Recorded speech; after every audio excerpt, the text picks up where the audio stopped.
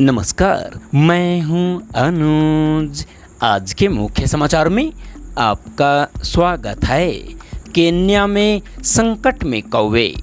अफ्रीकी देश केन्या में कौवे इतनी बड़ी समस्या बन गए हैं कि वहां की सरकार ने इस साल के अंत तक 10 लाख कौवों को मारने की योजना बना ली है।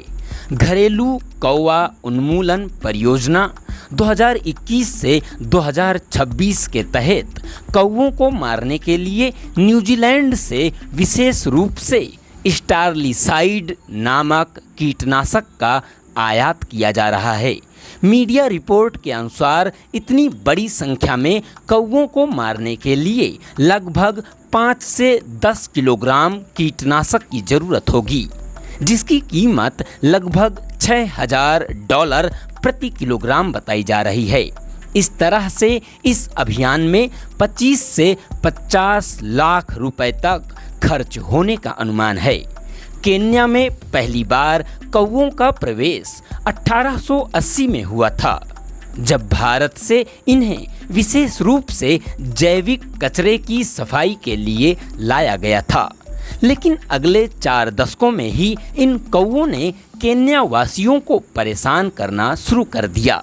वर्ष 1917 में इन कौवों को समस्याग्रस्त कीट घोषित कर दिया गया। केन्या वन्यजीव सेवा ने इन्हें आक्रामक विदेशी पक्षी घोषित करते हुए कहा कि ये कौवे सार्वजनिक जीवन के लिए गंभीर परेशानी बन गए हैं। दरअसल कौवों ने केन्या की अर्थव्यवस्था और समाज को गहरा नुकसान पहुंचाया है।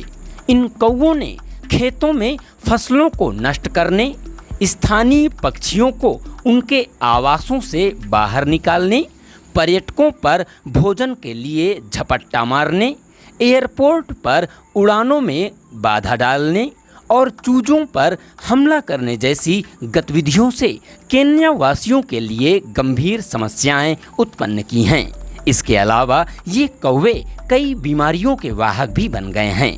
इन कौवों ने आम, अमरूद, पपीता के पेड़ और गेहूं, चावल, बाजरा, मक्का जैसी फसलों को नष्ट करके कृषकों के लिए मुसीबतें बढ़ा दी हैं। कौवों का आतंक देख उन्हें मारने के प्रयास पहले भी हुए हैं, लेकिन इस बार लाखों की संख्या में कौवों को निशाना बनाया जा रहा। कौवे मनुष्य की तरह बुद्धिमान और समझदार माने जाते हैं। इनके काँव काँव को घर पर मेहमान आने का संकेत समझा जाता था। ये प्राकृतिक सफाई कर्मी का काम भी करते हैं। वहीं हिंदू धर्म की मान्यता के अनुसार पितृपक्ष के दौरान कौवों को भोजन कराने की परंपरा रही है।